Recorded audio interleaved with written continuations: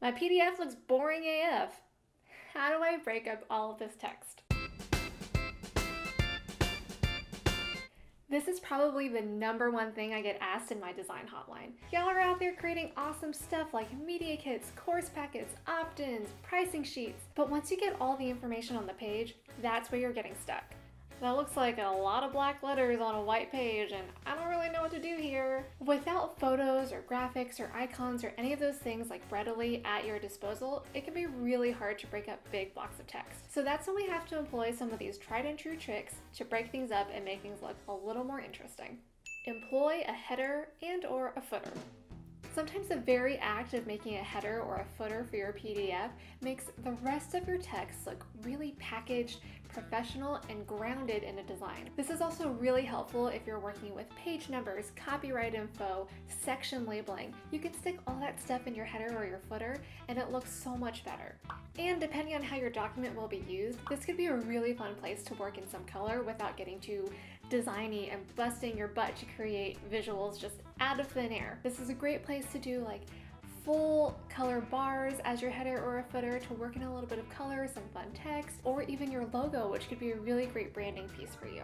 Embrace your white space, margins, and padding. You're not turning in some scientific study to some stuffy peer-reviewed journal.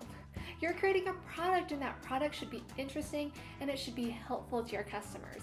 So let's embrace the white space. If you've got a generous amount of text on your page, try increasing those margins a little bit and building in some more white space around the top, bottom, and sides. You can also try some more spacing between your title and your body, or subheads and your body text. Just try working a little bit of space there. It's really going to help your reader feel like they can breathe a little bit and take each section line by line and really absorb what you're saying.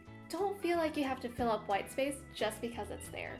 If you have a section that ends in the middle of a page, you don't have to start the next section immediately after that. In fact, I would encourage you to start that section on another page. This is going to give your reader the chance to breathe and absorb your information, and it's going to prepare them to move on to the next phase. Use multiple columns. This is going to be life-changing, you guys. If you have a big old page full of type, try breaking that text up into 2 or 3 columns.